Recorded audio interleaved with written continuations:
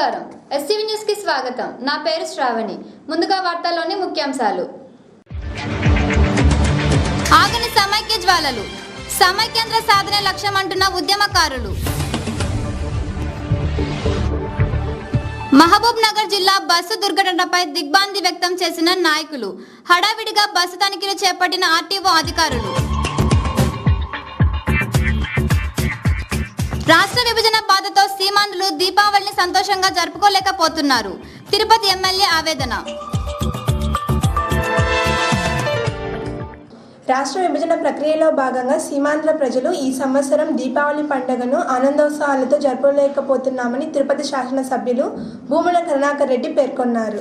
సమైక్యాంధ్ర ఉద్యమంలో భాగంగా తిరుపతి దుడా మైదానం వద్ద వైఎస్ఆర్ కాంగ్రెస్ పార్టీ ఆధ్వర్యంలో రిలే నిరాహార దీక్షలు నిర్వహిస్తున్నారు.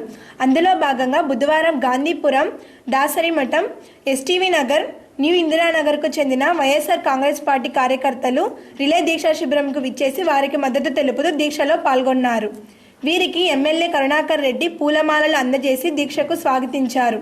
ఈ సందర్భంగా ఎమ్మెల్యే మాట్లాడుతూ రాష్ట్ర విభజన ప్రక్రియలో భాగంగా ఈ ఏడాది సీమాంధ్ర ప్రజలు దీపావళి పండుగను సంతోషంగా జరుపుకోలేకపోతున్నారని అన్నారు. రాష్ట్ర విభజన ద్రోహులైన సోనియా, చంద్రబాబు, కేసీఆర్, కిరణ్ కుమార్లను నరకాసురునికి బదులుగా పండుగ రోజు బలివ్వాలన్నారు. ప్రజాప్రతినిధులు ఇప్పటికైనా పదవులకు రాజీనామాలు చేసి ప్రజా ఉద్యమంలో పాల్గొని సమైక్యాంధ్ర సాధన కోసం కృషి చేయాలని డిమాండ్ చేశారు. వైఎస్ఆర్ కాంగ్రెస్ పార్టీ సమైక్యాంధ్రాన్ని సాధించే వరకు ఉద్యమం విరమించదని స్పష్టం చేశారు. జగన్మోహన్ రెడ్డి గారి నేతృత్వంలో ఈ రాష్ట్రం సమైక్యంగా ఉండగలదు అన్నటువంటి భావన ప్రజలకందరకు కలిగించి వచ్చేటువంటి సార్వత్రిక ఎన్నికల్లో కాంగ్రెస్ పార్టీకి, తెలుగుదేశం పార్టీకి సమాధి కట్టించి జగనన్న నేతృత్వంలో వైఎస్ఆర్ కాంగ్రెస్ పార్టీ ఏర్పడిన తర్వాత మళ్ళీ ఎవ్వరూ కూడా విభజన అనేటువంటి మాటే మాట్లాడకుండా వాళ్ళ గుర్తులన్నింటినీ నొక్కిపట్టి సమగ్ర అభివృద్ధితో రెండు ప్రాంతాలను అభివృద్ధి చేసి మాకు ప్రత్యేక రాష్ట్రం కావాలని కోరికే లేకుండా చేయబోయేటువంటి సుపరిపాలన రాబోతుంది. ఈ కార్యక్రమంలో వైఎస్ఆర్సీపీ నాయకులు, కార్యకర్తలు పాల్గొన్నారు. తిరుపతి ఈఎస్ఐ ఆసుపత్రి నందు నెలకొన్న సమస్యలను వెంటనే పరిష్కరించాలని hospital development committee member Ratnakumar demand చేశారు. తిరుపతి ఈఎస్ఐ హాస్పిటల్ నందు గత కొన్ని సంవత్సరాల నుండి అనేక సమస్యలు నెలకొని ఉన్నాయి. వాటిని వెంటనే పరిష్కరించాలని hospital development committee member Ratnakumar demand చేశారు. బుధవారం ఈఎస్ఐ ఆసుపత్రి ఆవరణలో హాస్పిటల్ డెవలప్మెంట్ కమిటీ సమావేశం నిర్వహించారు. ఈ సమావేశానికి వివిధ కార్మిక సంఘాలు నాయకులు హాజరైనారు. ఈ సందర్భంగా కమిటీ మెంబర్ రత్నకుమార్ మాట్లాడుతూ హాస్పిటల్ నందు ఉన్న సమస్యల పరిష్కారం కోసం 3 పర్యాయాలు కమిటీ సమావేశాలు నిర్వహించి సమస్యలను ప్రభుత్వ దృష్టికి తీసుకుని వెళ్ళినా ఇంతవరకు ఎలాంటి స్పందన లేదన్నారు. ఆసుపత్రిలో తగిన సౌకర్యాలు లేక రోగులు అనేక సమస్యలు ఎదుర్కొంటున్నారని తెలిపారు. ప్రతి సంవత్సరం కార్మికుల నుండి 10 కోట్ల రూపాయలు ప్రభుత్వానికి అందుతున్నాయని చెప్పారు.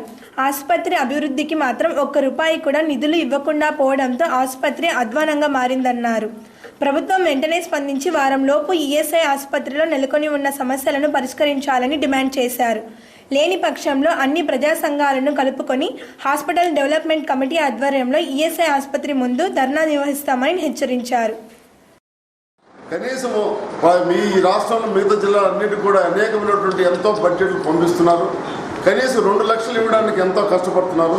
ఈ జిల్లా నుంచి ప్రభుత్వానికి, ఈఎస్ఐకి దాదాపు 10 కోట్ల రూపాయలు కడతా ఉన్నారు మన కార్మికులు. అయినా కూడా ఇక్కడ కార్మికులకు ఎలాంటి న్యాయం జరగడం లేదు. ఈ చాలా కార్మికులకి అవసరమైనటువంటి ఎన్నో ఉన్నాయి, ఇక్కడ చేయాల్సినవి ఒక్కడు కూడా లేదు. ఇక్కడ పరిస్థితి చూస్తే కార్మికులకి కనీసం రోగులకి సరైనటువంటి వసతులు లేక, సరైనటువంటి ట్రీట్మెంట్ లేక, సరైనటువంటి ఇవి లేక బాధపడుతుంటే వీళ్ళు చెప్పేటువంటిది ఏంటంటే మేము ఎన్ని ప్రతిపాదనలు పంపించినా అక్కడి నుంచి మాకు ఎలాంటిది రావడం లేదు కాబట్టి మేము చేయలేకపోతున్నామని వీళ్ళు అఫీషియల్స్, డాక్టర్స్ చెప్తున్నారు. కాబట్టి నేను ప్రభుత్వాన్ని ఒకటే కోరుతున్నాను, నేను ఖచ్చితంగా మేము రేపు జరగబోయేటువంటి ఒక వారంలో టైం చెప్తున్నాను. వారంలో టైంలో రాకపోతే ఈ మాకు ఉండేటువంటి మొత్తం హెచ్డిసి కమిటీ మొత్తము ఇదే హాస్పిటల్ ముందర ఈ మన 5 జిల్లాలకు సంబంధించినటువంటి కార్మికులు, నాయకులు కానీ అనేక సంఘాలు కానీ అందరూ వచ్చి కూర్చొని ఖచ్చితంగా మేము ధర్నా కూర్చొని ఈ ప్రభుత్వాన్ని తెలియజేస్తాం మా నిరసన. అదే మేము ఈ కార్యక్రమంలో సిఐటియు నాయకులు Nagarjuna, AITUC Murali, BMS Ramanaiah, director Krishnakumari, assistant labour of commissioner Narendrababu, ESI manager Ravikumar తదితరులు పాల్గొన్నారు. దివంగత ప్రధానులు ఇందిరా, రాజీవ్ గాంధీలు తెలుగు రాష్ట్ర ఐక్యతకు కృషి చేస్తే సోనియా గాంధీ తెలుగు జాతిని విచ్ఛిన్నం చేయడానికి ప్రయత్నిస్తున్నదని సమైక్యాంధ్ర ఉద్యమ నాయకులు మబ్బు చెంగారెడ్డి ధ్వజమెత్తారు. సమైక్యాంధ్ర ఉద్యమంలో భాగంగా బుధవారం మబ్బు యువసేన ఆధ్వర్యంలో స్థానిక టౌన్ క్లబ్ కూడలిలో మానవాహారంగా నిలబడి షటిల్ ఆడుతూ తమ నిరసనను తెలియజేశారు. ఈ సందర్భంగా మబ్బు చెంగారెడ్డి మాట్లాడుతూ సమైక్యాంధ్ర కోసం తాము గత 92 రోజులుగా ఉద్యమిస్తుంటే కేంద్ర ప్రభుత్వం స్పందించకపోవడం బాధాకరమన్నారు. గతంలో జై ఆంధ్ర ఉద్యమం జరిగినప్పుడు తెలుగు ప్రజలందరూ కలిసుండాలంటూ అప్పటి ప్రధాని ఇందిరాగాంధీ పార్లమెంటులో విశాలాంధ్రప్రదేశ్గా తీర్మానం చేశారని గుర్తు చేశారు. రాజీవ్ గాంధీ సైతం సమైక్యాంధ్రప్రదేశ్కు కృషి చేశారన్నారు. అయితే సోనియా గాంధీ మాత్రం తన కొడుకు రాహుల్ గాంధీని ప్రధానిని చేయాలన్న లక్ష్యంతో తెలుగు ప్రజల మధ్య చిచ్చురేపి రాష్ట్రాన్ని ముక్కలు చేస్తున్నదని మండిపడ్డారు. రాష్ట్రాన్ని విచ్ఛిన్నతికి ఎటువంటి పరిస్థితుల్లో పాల్పంచుకోకుండా వాళ్ళందరూ రాష్ట్రాన్ని భాషా ప్రయుక్త రాష్ట్రాల్లో భాగంగా ఒకే భాష మాట్లాడే వాళ్ళు ఒక రాష్ట్రంగా ఉండాలని ప్రయత్నిస్తే ఈరోజు ఇటలీ నుంచి వచ్చిన సోనియా గాంధీ గారు ఆ కుటుంబానికి ఈరోజు కోడలుగా వచ్చినా సరే మేమందరం కూడా ఆమెని పెద్ద ఎత్తున ఈరోజు మా ఆంధ్రప్రదేశ్ రాష్ట్రం నుంచి గత 2004లో కానీ అలాగే 2009లో కానీ 33 స్థానాల నుంచి 37 స్థానాల వరకు ఎంపీ స్థానాల నుంచి కాంగ్రెస్ పార్టీని మేము గెలిపించుకుంటే ఈరోజు మమ్మల్ని నిలువున చీల్చే ప్రయత్నం చేయడం బాధాకరమైన విషయం. దీన్ని పూర్తిగా కూడా ఖండిస్తున్నాం. మేము కూడా ఈ రోజు వరకు తాత్కాలికంగా ఏపీ ఎన్జీఓలు సమ్మె విరమించిన పూర్తి కాలం వాళ్ళు కూడా మెరుపు సమ్మెకి దిగి ఈ రాష్ట్రాన్ని హింసాత్మకంగా మార్చైనా సరే మా రక్తాన్ని ధారపోసైనా సరే మేమందరం ఈ రాష్ట్రానికి సమైక్యంగా ఉండే దానికోసం మేము పోరాడతామని చెప్పేసి తెలియజేసుకుంటూ మా ఏపీ ఎన్జీఓ సంఘం అధ్యక్షుడు అశోక్ బాబు గారి నేతృత్వంలో అలాగే మా ఆర్టీఓ రామచంద్రారెడ్డి గారి నాయకత్వంలో మేమందరం ముందుకు పోతామని చెప్పేసి తెలియజేసుకుంటున్నాం. ఎన్జీఓల నాయకులు నరసింహులు మాట్లాడుతూ తాము ముందు ప్రజలమని ఆ తర్వాతే ఉద్యోగస్తులమని చెప్పారు. తాత్కాలికంగా సమ్మె విరమించిన ప్రభుత్వం విభజన విషయంలో ఒక్క అడుగు ముందుకు వేస్తే మెరుపు సమ్మె చేయడానికి సిద్ధంగా ఉన్నామన్నారు. ఈరోజు 92వ రోజు జరుగుతూ ఉంది నిరసన దీక్ష. మేము ఎన్జీఓలు అదేవిధంగా మబ్బు చెంగారెడ్డి గారి ఆధ్వర్యంలో మబ్బు యువసేన అందరం సంయుక్తంగా ఈరోజు ఎన్టీఆర్ సర్కిల్ దగ్గర, ఎందుకంటే ఈరోజు ఈ ఆట్లాట కార్యక్రమం పెట్టడం ఎన్టీఆర్ ఆత్మ ఘోషిస్తూ ఉంది. ఆయన తెలుగు జాతి అంతా ఒకటిగా ఉండాలి, తెలుగు ప్రజలు ఒకటిగా ఉండాలి, 3 ముక్కలాట జరగకూడదని కూడా ఆయన మనస్తత్వానికి విరుద్ధంగా ఈరోజు ఆయన సమక్షంలో ఆడడం జరగడం, మా జీవితాలతో ఆడుకుంటున్నారనే దానికోసం ఈరోజు పట్టణ నడిబొడ్డులో మేము చేయడం జరిగింది. ఇంకొకటి ఏమంటే ఎంపీలు వెంటనే రాజీనామాలు ఇచ్చి అనిశ్చితి క్రియేట్ చేస్తే తెలంగాణ నోటు పార్లమెంట్లో అసెంబ్లీలో వెనక్కి వస్తుంది. మా విజ్ఞప్తి ఏమంటే మీరు వెంటనే అందరూ రాజీనామాల ప్రకటనలు చేసి కేంద్ర మెడలు వంచి కొత్తగా రాజకీయ పోకడలు సృష్టించాలని, అదేవిధంగా ఇది జరిగేంత వరకు ప్రజా సంఘాలందరితో మేము కలుపుకొని ఎన్జీఓలందరూ ఐకమత్యంగా పోరాడతామే కానీ. కాగా సమైక్యాంధ్ర ఉద్యమంలో భాగంగా మంగళవారం రాత్రి మబ్బు యువసేన ఆధ్వర్యంలో ఉద్యమం మొదలై 91 రోజులు పూర్తయిన సందర్భంగా 91 గుర్తుగా కర్పూరం వెలిగించి నిరసన తెలియజేశారు. తిరుపతి నగరంలో ఓ పార్టీకి చెందిన యువకులు పాత కక్షలను మనసులో పెట్టుకుని పీకే లేఅవుట్కి చెందిన ఓ యువకుడి బైక్ను ధ్వంసం చేశారు. తిరుపతి పెద్దకాపు వీధికి చెందిన నాగదీప్కు అదే వీధికి చెందిన కొందరితో గత కొంతకాలంగా గొడవలు జరుగుతున్నాయి. ఈ నేపథ్యంలో మంగళవారం రాత్రి ఓ పార్టీకి చెందిన యువ నాయకుడు 10 మంది రౌడీలతో కలిసి నాగదీపక్పై దాడి చేయడానికి అతని ఇంటికి వెళ్లారు. ఆ సమయంలో అతను ఇంటిలో లేకపోవడంతో ఇంటి ముందున్న అతని బైక్ను ధ్వంసం చేశారు. తిరుపతి ఆర్సీ రోడ్లోని సబ్ స్టేషన్ నందు ఆయుధ పూజ మహోత్సవాలు ఘనంగా జరిగాయి.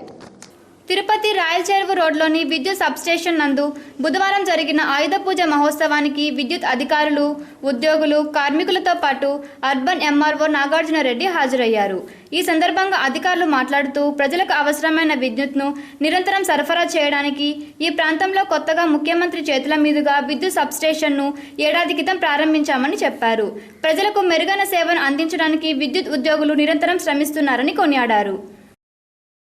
ఈ ప్రదేశానికి కూడా మనకు పూర్వం నేను Tirupati urban development authority Penchireddy స్వామి కలిసి ఈ జాగా కొంత ఏర్పాటు చేయడం కూడా చాలా క్లిష్టతరము. ఇప్పట్లో జాగాలు లేవు. అటువంటిది కూడా ఎలక్ట్రిసిటీ అనేది నిత్యం అవసరమైనటువంటి అవసరం కాబట్టి ఇక్కడ ఏర్పాటు చేయడం జరిగింది.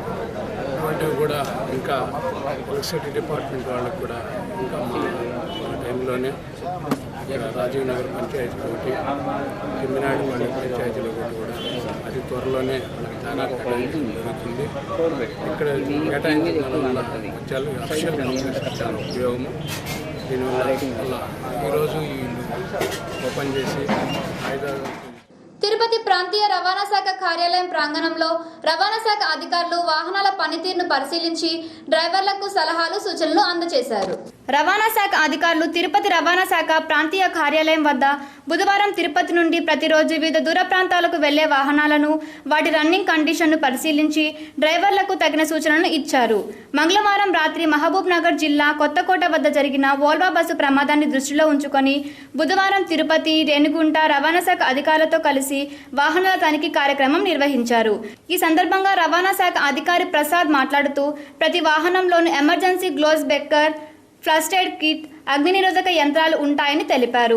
వాహనం ఏదైనా ప్రమాదానికి గురైనప్పుడు ఎమర్జెన్సీ గ్లోవ్స్ బెక్కర్తో బస్సు అద్దాలను పగలగొట్టుకొని ప్రయాణికులు సురక్షితంగా వెలుపలకు రావచ్చన్నారు. బస్సు బయలుదేరే ముందు ప్రయాణికులకు ఈ ఎమర్జెన్సీ పరికరాలు ఎక్కడ ఉంటాయి, ఎలా ఉపయోగించాలని తెలియచేయాలని అన్నారు. ప్రతి నెల స్పెషల్ డ్రైవ్ కార్యక్రమాలు నిర్వహించి వాహనాల పనితీరును రవాణా అధికారులు పరిశీలించాలని చెప్పారు. ఈ తనిఖీలలో వాహనాలలో ఏదైనా లోపం ఉన్నట్లు గుర్తిస్తే ఆ వాహనాన్ని వెంటనే సీజ్ చేయడం, వాటిపై కేసు కూడా నమోదు చేయడం జరుగుతుందని తెలిపారు. తిరుపతి ఆఫీస్ సంబంధించిన రవాణా శాఖ ఆఫీస్ సంబంధించిన ఇన్స్పెక్టర్లు, రేణుగుంట చెక్ పోస్ట్ సంబంధించిన ఇన్స్పెక్టర్లు కూడా పాల్గొంటున్నారు. ఈ తనిఖీలు ఇవాళ నుంచి ప్రారంభమవుతాయి. ఈ కంటిన్యూస్గా తనిఖీలు జరుగుతుంది. తనిఖీల్లో అంటే బస్సు అంటే పనితీరు బాగా కేసు నమోదు చేస్తున్నారు. బస్సులో లోటుపాట్లలో 2 రకాలు ఉన్నాయండి. చిన్న చిన్న లోటుపాట్లు అంటే సపోజ్ ఫస్ట్ ఎయిడ్ బాక్స్ లేదు, తెచ్చుకోమని చెప్తాం. బజార్లోంచి కొనుక్కొని పెట్టుకోవచ్చు. ఇటువంటి అయితే వాళ్ళు మార్చుకున్న తర్వాత మేజర్ అంటే మరి బ్రేక్ సరిగ్గా పట్టలేదు, ఇటువంటి వాటి బండి రోడ్డు మీదకి ఎలా చేయము. వాళ్ళు ఆ బ్రేకులు ఇలాంటి రెక్టిఫై చేసుకుని మళ్ళీ కండిషన్లో పెట్టుకున్న తర్వాత బండి పంపిస్తాం. ఈ కార్యక్రమంలో తిరుపతి, రేణిగుంట చెక్ పోస్ట్ రవాణా శాఖ అధికారులు పాల్గొన్నారు. చిత్తూరు తిరుపతి నేషనల్ హైవే మీదుగా వెళ్తున్న లారీలు ఒకదానికి ఒకటి ఢీకొనడంతో లారీలో క్లీనర్గా ఉన్న చలపతి చెయ్యి పోగొట్టుకున్నారు. 2 లారీల డ్రైవర్లు గాయాలతో బయటపడ్డారు. క్షతగాత్రులను చిత్తూరు ప్రభుత్వ ఆసుపత్రికి తరలించారు. చెన్నై నుంచి తిరుపతికి వెళ్తున్న లారీని, తిరుపతి నుంచి వస్తున్న సిమెంట్ లోడుతో వస్తున్న లారీ అదుపు తప్పి ఎదురు వస్తున్న లారీని ఢీకొనడంతో ఈ ప్రమాదం సంభవించింది. అయితే ప్రమాదం భారీ స్థాయిలో జరిగినప్పటికీ రోడ్డుపై వాహనాలకు తీవ్ర అంతరాయం కలగడంతో సకాలంలో పోలీసులు సంఘటనా స్థలానికి చేరుకొని ట్రాఫిక్ను క్రమబద్ధీకరించారు. చిత్తూరు జిల్లా ప్రజలందరికీ ముందస్తు దీపావళి శుభాకాంక్షలు. టపాకాయలు కాల్చొద్దు, ధ్వని కాలుష్యాన్ని అరికడదాం, పర్యావరణాన్ని కాపాడుదాం అంటూ చిత్తూరు నేచర్ అసోసియేషన్ ప్రభావతి ఆధ్వర్యంలో ర్యాలీ నిర్వహించారు.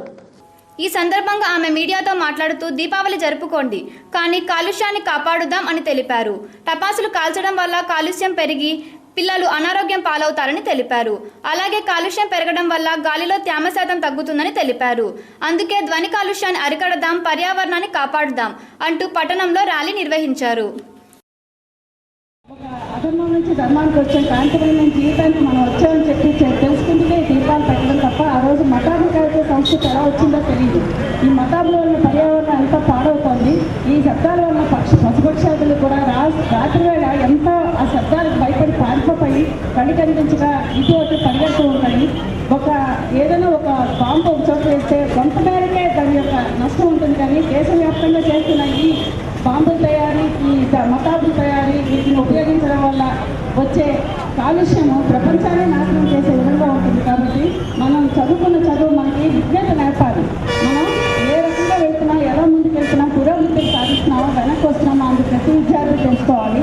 కాబట్టి ఈ ర్యాలీలో ప్రతి ఒక్క విద్యార్థి కూడా గ్రీన్ దీపావళి అంటే ఏంటి, పండుగలు జరుపుకోవటం కాదు కదా, కడుపు నిండా తినేలాగా పిండి వంటలు చేసుకొని తిన్నాము. వాళ్ళకి అందంగా కనిపించేలాగా దీపావళి అలంకరించుకుందాం. గ్రీన్ దీపావళి చేసుకుందాం ప్రతిజ్ఞ చేసి ఈ ర్యాలీ నిర్వహించవలసిందిగా కోరుతూ రాష్ట్ర విభజనలో భాగంగా చిత్తూరు వైఎస్ఆర్సీపీ కన్వీనర్ ఏఎస్ మనోహర్ నేతృత్వంలో విద్యార్థులు చిత్తూరు గాంధీ విగ్రహం ముందు రాష్ట్రాన్ని విభజించకూడదంటూ విద్యార్థి జేఏసీ నాయకులు విద్యార్థులు ర్యాలీ నిర్వహించి మానవహారం చేపట్టారు. రాష్ట్రం కలిసి ఉండాలని పిలుపునిచ్చారు. రాష్ట్రం విభజించడం వల్ల రాబో తరాలకు విద్యార్థులకు ఉద్యోగ అవకాశాలు ఉండవని, అలాగే త్రాగునీరు సాగునీరు కూడా సీమాంధ్ర ప్రజలు ఇబ్బందులు పడవలసి వస్తుందని తెలిపారు. ఉద్యమంలో భాగంగానే విద్యార్థులు రోడ్డుపై ఉంటున్నామని అన్నారు. గత 3 నెలలుగా విద్యార్థులు రోడ్డుపై ఉద్యమాలు చేస్తున్నా కేంద్ర ప్రభుత్వం స్పందించకపోవడం శోచనీయమైన చర్య అన్నారు. రాష్ట్రాన్ని విభజిస్తే సీమాంధ్రలు ఊరుకునే ప్రసక్తే లేదని తెలిపారు. ఈ కార్యక్రమంలో విద్యార్థులు, ఉపాధ్యాయులు, వైఎస్ఆర్సీపీ నాయకులు పాల్గొన్నారు. ఆర్థిక లావాదేవీలు నిర్వహిస్తున్న పలువురిని మోసం చేసి చివరకు కటకటాల పాలైంది ఓ మాయలేడి. నెల్లూరు జిల్లాకు చెందిన చైతన్యవర్ధన్ కు పాకాల మండలంకు చెందిన గోవర్ధన్ తో వివాహం అయ్యింది. అనంతరం తిరుపతిలో స్థిరపడ్డాక ఆర్థిక లావాదేవీలు నిర్వహించింది. చిత్తూరుకు చెందిన వ్యాపారవేత్త కృష్ణమ్మనాయుడు వద్ద నుంచి 10 లక్షల వడ్డీకి తీసుకుంది. సకాలంలో చెల్లింపులు ఇచ్చి నమ్మించింది. ఆపై తనకు నెల్లూరులో ఇంటి స్థలం ఉందని విక్రయిస్తానని నమ్మించి ఈ ఏడాది జనవరి 13న 12,50,000 తీసుకొని తీర్మాన పత్రం రాసించింది. ఇంటి స్థలం రిజిస్ట్రేషన్ చేయించకపోవడంతో బాధితుడు చైతన్యవర్ధన్ కు లాయర్ నోటీసు పంపించాడు. అదిలా ఉండగానే తిరుపతి కోర్టు నందు ₹1 కోటి దివాలా తీశానంటూ ఐపీ వేసింది. ఐపీ వేయడంతో తిరుపతికి చెందిన బాధితులు తలపట్టుకున్నారు. దీంతో చేసేది ఏమీ లేక చిత్తూరుకు చెందిన రామకృష్ణమ్మ నాయుడు న్యాయవాది సహాయంతో 4వ అదనపు మెజిస్ట్రేషన్ కోర్టును ఆశ్రయించాడు. కోర్టు బాధితురాలిపై కేసు నమోదు చేసి అరెస్టు చేయాలంటూ చిత్తూరు 1వ పోలీస్ స్టేషన్లను ఆదేశించారు. అరెస్టులోపు బాధితులు చెక్ బౌన్స్ కేసులో కోర్టులో లొంగిపోవడంతో దీంతో న్యాయస్థానం ఆమెను 14 రోజులు రిమాండ్ విధిస్తూ ఆదేశాలు జారీ చేసింది. తెలంగాణ ప్రాంతానికి సీమాంధ్ర ప్రజలు అన్యాయం చేయలేదని, రాజకీయ పార్టీల నాయకులు, ప్రజాప్రతినిధులు చేసి ఉండవచ్చని, దీంతో స్వార్థపరులు ఏర్పాటువాదాన్ని తెరపైకి తీసుకొని రావడం దారుణమని యూటీఎఫ్ జిల్లా కార్యదర్శి నిర్మల పేర్కొన్నారు. సమైక్యాంధ్ర ఉద్యమంలో భాగంగా బుధవారం రుయా ఆసుపత్రిలో నర్సింగ్ అసోసియేషన్ సిబ్బంది, వైద్యులు, 4వ తరగతి ఉద్యోగులు గంటసేపు విధులను బహిష్కరించి ప్రధాన ద్వారం ముందు ధర్నా నిర్వహించారు. వైద్యులను, రోగులను లోనికి పోనివ్వకుండా అడ్డుకున్నారు. పెద్ద ఎత్తున సమైక్య నినాదాలు చేశారు. ఈ సందర్భంగా యూటీఎఫ్ జిల్లా కార్యదర్శి నిర్మల మాట్లాడుతూ రాష్ట్రం విడిపోతే సీమాంధ్ర ప్రజలు తీవ్ర ఇబ్బందులు ఎదుర్కోవాల్సి వస్తుందన్నారు. తెలంగాణతో సీమాంధ్ర సమైక్యంగా ఉంటే రాష్ట్రం ప్రగతి పదంలో నడుస్తుందని చెప్పారు. తెలంగాణ నాయకులు సీమాంధ్ర ప్రజలను హైదరాబాద్కు కిరాయికి వచ్చారని సంబోధించడం బాగాలేదని చెప్పారు. మనము ఇలాగ రోడ్లలోకి పడేసేటువంటి పరిస్థితిని సోనియా గాంధీ కల్పించింది. ఆమె వాళ్ళ కొడుకుకు ఏదో పిఎం పదవి కట్టబెట్టాలని రాష్ట్రాన్ని విభజిస్తే పిఎం అయిపోతారా అనుకోవడము ఆమె మూర్ఖత్వం. మరి వాళ్ళ తాతగారు, అక్కగారు కూడా ఈ రాష్ట్రాన్ని విభజించకూడదని ఇందిరాగాంధీ 371D ఆర్టికల్లో దేశంలో ఎక్కడా లేని విధంగా జోనల్ సిస్టమ్ ఏర్పాటు చేసి 371Dని ఆమె రాజ్యాంగంలో పొందుపరిచారు. ఈ రోజు అది సవరణ చేయకుండా ఈ యొక్క రాజ్యం మన ఆంధ్రప్రదేశ్ ను విడదీయడం అనేది అసాధ్యమైన విషయం అని మేధావులందరూ కూడా చెప్తా ఉన్నారు. కానీ ఆమె రాజ్యాంగాన్ని కూడా గౌరవించలేనటువంటి పరిస్థితిలో ఆమె ఈ రోజు ఉన్నారు అంటే చాలా సిగ్గుపడాల్సినటువంటి విషయం. ఏపీ ఎన్జీఓల జిల్లా కార్యదర్శి విజయలక్ష్మి మాట్లాడుతూ ఉద్యోగులు తాత్కాలికంగా సమ్మెని విరమించామన్నారు. అవసరమైతే మెరుపు సమ్మెకు దిగుతామని చెప్పారు. రాజకీయ పార్టీల నాయకులు స్పందించి సీమాంధ్ర ప్రజల మనోభావాలకు అనుగుణంగా పనిచేయాలని కోరారు. సమీకరించాల్సిన బాధ్యత ఉంది. ఎవరో చేసుకుంటారులే ఆంధ్ర రాష్ట్ర అవతరణ. ఇంతకాలం నిజంగానే మనం ఆంధ్ర రాష్ట్ర అవతరణ అంటే ఒక సాదా సీదాగా గడిపేసినటువంటి రోజులు ఉన్నాయి. కానీ ఈ రోజు ఆంధ్ర రాష్ట్ర అవతరణ అంటే ఏంటి, దాని ఆవశ్యకత ఏంటి, ఈ రోజు ఆంధ్ర రాష్ట్రంలో అందరూ కలిసి ఉండాల్సిన అవసరం ఏంటనేటువంటిది నిజమైనటువంటి ఆంధ్ర రాష్ట్ర అవతరణ రేపు 1వ తేదీన జరుపుకోబోతున్నాము. కాబట్టి రుయా హాస్పిటల్ లో ఉండేటువంటి నర్సింగ్ స్టూడెంట్స్ అందరూ కూడా ఆంధ్ర రాష్ట్ర అవతరణని ఘనంగా జరుపుకునే దానికి అవసరమైతే ఈ రోజు సాయంత్రం కానీ రేపు కానీ మీరందరూ కూర్చొని ప్లాన్ చేసుకొని ఆ విధంగా ఎక్కడికక్కడ ఆంధ్ర రాష్ట్ర అవతరణ దినోత్సవాలు ఘనంగా జరుపుకోవాలని చెప్పేసి మీకు అందరూ కూడా తెలియజేస్తున్నాం. మేము కూడా మా ప్రాంతాల్లో ఉండేటువంటి ప్రైవేట్ స్కూల్స్, గవర్నమెంట్ స్కూల్స్ ఏవైతే ఉన్నాయో వాళ్ళందరినీ కూడా ఒక తాటి కిందకి తీసుకొచ్చి మేము ఆంధ్ర రాష్ట్ర అవతరణ జరుపుకుంటాము. మేము ప్రతి సంవత్సరం పాఠశాలలో ఆంధ్ర రాష్ట్ర అవతరణ జరుపుకుంటున్నాము. ఈసారి పాఠశాలలో కాకుండా అన్ని పాఠశాలలు ఒక దగ్గరికి తీసుకొచ్చి గ్రామస్తులను కూడా ఒక దగ్గర తీసుకొచ్చి ఆంధ్ర రాష్ట్ర అవతరణ దినోత్సవం జరుపుకోబోతాం కాబట్టి మీరు కూడా ఆ విధంగా ప్లాన్ చేసి ఈ రాష్ట్ర ఔన్నత్యాన్ని, ఈ రాష్ట్ర సమైక్యతని, ఈ రాష్ట్ర సమగ్రతని, ఈ రాష్ట్ర యొక్క ఫెడరలిజాన్ని మనం చాటి చెప్పాల్సిన బాధ్యత, కర్తవ్యాన్ని ఈ రోజు మనం ముందు. ఈ కార్యక్రమంలో గవర్నమెంట్ డాక్టర్స్ అసోసియేషన్ అధ్యక్షులు doctor Muneeshwar Reddy, Ruia superintendent doctor Veeraswamy, doctor Varasundaram, doctor Mohan, nursing సిబ్బంది తదితరులు పాల్గొన్నారు. ప్రభుత్వ, ప్రైవేటు బస్సులలో అగ్ని ప్రమాద నివారణ యంత్రాలు ఏర్పాటు చేయాలని కాంగ్రెస్ నాయకులు నవీన్ కుమార్ రెడ్డి డిమాండ్ చేశారు. మహబూబ్ నగర్ జిల్లాలో జరిగిన ఘోర బస్సు అగ్ని ప్రమాదంతో మృతి చెందిన వారి ఆత్మలు శాంతించాలని కోరుతూ బుధవారం కాంగ్రెస్ నాయకుడు నవీన్ కుమార్ రెడ్డి ఆధ్వర్యంలో క్యాండిల్స్ వెలిగించి నివాళి అర్పించారు. ఈ సందర్భంగా నవీన్ మాట్లాడుతూ ఆర్టీఓ అధికారుల నిర్లక్ష్యానికి ప్రయాణికుల ప్రాణాలు గాలిలో కలిసిపోతున్నాయని మండిపడ్డారు. ప్రమాదాలు జరుగుతున్నప్పుడు ఉత్తుతి తనిఖీలు చేయడం, తర్వాత వదిలివేయడం పరిపాటిగా మారిందని ధ్వజమెత్తారు. వోల్వా బస్సులను హైవేలపై అధిక స్పీడ్లో నడుపుతున్నారని, స్పీడ్ నివారణకు స్పీడోమీటర్లతో పాటు హైవే చెక్ పోస్టులను ఏర్పాటు చేయాలని సూచించారు. అదేవిధంగా ప్రతి బస్సులోనూ ప్రథమ చికిత్స పరికరాలు ఏర్పాటు చేయడంతో పాటు అగ్ని ప్రమాద నివారణ యంత్రాలు అందుబాటులో ఉంచాలని డిమాండ్ చేశారు. ఈ రాష్ట్రంలో ప్రైవేట్ ఏజెన్సీల ద్వారా నడిపే బస్సులు అన్నింటిలో కూడా కనీసం ఏదైనా ప్రమాదవశాత్తు ఏదైనా జరిగితే ఫస్ట్ ఎయిడ్ కానీ, అదేవిధంగా ఫైర్కి సంబంధించి ఏదైనా అగ్ని ప్రమాదం జరిగినప్పుడు తీసుకోవాల్సిన జాగ్రత్తలు కానీ, ఎటువంటి పరికరాలు కూడా బస్సుల్లో ఉంచకపోవడం ఆర్టీఓ అధికారుల నిర్లక్ష్యానికి నిదర్శనంగా నిలబడుతున్నాయి. ఎందుకంటే లాంగ్ జర్నీ పోయే బస్సుల్లో ఒకసారి గమనించినట్లయితే ఎక్కడ కూడా హైవేస్లో బస్సు ఎక్కిన వెంటనే వాళ్ళు వెళ్ళే స్పీడు కంట్రోల్ చేసే పద్ధతి కూడా ఏ బస్సులు కూడా లేదు. ఇది ముఖ్యంగా ఆర్టీఓ అధికారులు గమనించాల్సిన అవసరం ఎంతైనా ఉంది. అదేవిధంగా హైవేస్లో చెక్ పోస్టులు ఏర్పాటు చేసి ఎవరైతే ఒక స్పీడ్ లిమిట్ అనేది ప్రైవేట్ బస్సులకి ఏర్పాటు చేయాల్సిన ఆవశ్యకత ఎంతైనా ఉన్నది. ఆ స్పీడ్ లిమిట్ లేకపోవడం వల్ల బస్సులు అతి వేగంగా వెళ్ళడం కారణంగానే ఈ ప్రమాదాలు జరుగుతున్నాయి. ఈ ఆర్టీఓ అధికారులు ఇలాంటివన్నీ కూడా పరిశీలించకుండా ఒక కండిషన్ ఉంది, 15 సంవత్సరాలు దాటిన బస్సులను ఖచ్చితంగా పరిశీలించి అది కండిషన్లో ఉంటేనే దాన్ని రోడ్ల మీదకి పంపించారు. ఈ కార్యక్రమంలో కాంగ్రెస్ నాయకులు భాస్కర్, వెంకటేష్ రెడ్డి, కేశవ, మధు, అమర, రవి, ఉమాశంకర్ రెడ్డి, ప్రసన్న తదితరులు పాల్గొన్నారు. వాతావరణ కాలుష్యం ప్రపంచవ్యాప్తంగా జీవరాశుల మనుగడకు అంతరాయం కలిగిస్తున్నదని ఎమ్మెల్సీ శ్రీనివాసులు రెడ్డి పేర్కొన్నారు. ఓరియంటల్ ఉన్నత పాఠశాలలో బుధవారం జన విజ్ఞాన వేదిక ఆధ్వర్యంలో జీవన వైవిధ్యం పరిరక్షణ, పర్యావరణ సంరక్షణపై అవగాహన సదస్సు జరిగింది. ఈ సదస్సుకు ఎమ్మెల్సీ శ్రీనివాసులు రెడ్డి ముఖ్య అతిథిగా పాల్గొని విద్యార్థులను ఉద్దేశించి ప్రసంగించారు. శ్రీనివాసులు రెడ్డి మాట్లాడుతూ వాతావరణ కాలుష్యం వల్ల మానవాళి రోగాల బారిన పడుతుందన్నారు. 1600 శతాబ్దం తర్వాత జీవరాశులు తమ మనుగడ కోసం విచక్షణ రహితంగా చెట్లను నరికివేయడంతో ఈ దుస్థితి ఏర్పడిందని చెప్పారు.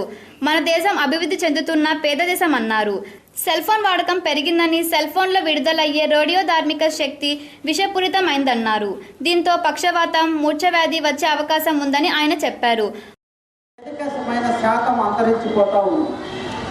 అదేవిధంగా మానవాళిలో రోగాలకు గురికాని వ్యక్తులు, ఈ ఔషధాలు వాడని వ్యక్తులు లేరేమో అనిపిస్తాం. ఎవరైనా ఒక 10% ఉంటే వారు చాలా బలవంతమైన శారీరక దారుఢ్యం కలిగిన వ్యక్తులుగా మనం చూస్తున్నాం. ఈ ఫలితాలు ఎలా వచ్చాయంటే దాదాపుగా 1600 శతాబ్దం తరువాత ప్రతి శతాబ్దంలోన కూడా ఈ భూమి మీద ఉండే జీవరాశులన్నీ ఖచ్చితంగా కొన్ని ఉండాలి. అనంతరం ప్రత్యేకంగా మీడియా రాష్ట్ర విభజనపై మాట్లాడారు. రాష్ట్రపతి స్పందించి రాజ్యాంగబద్ధంగా రాష్ట్ర విభజన ప్రక్రియ సాగే విధంగా చర్యలు తీసుకోవాలని కోరారు. పార్లమెంటుకు అంబేద్కర్ రాసిన రాజ్యాంగం ప్రకారము హక్కులైతే ఉండవచ్చు, కానీ రాష్ట్రంలో నివసిస్తున్న మెజారిటీ ప్రజల యొక్క నిర్ణయాన్ని కూడా గౌరవించాలని, అసెంబ్లీ యొక్క తీర్మానాన్ని కూడా గౌరవించాలని చెప్పి వారు రాసిన మాట.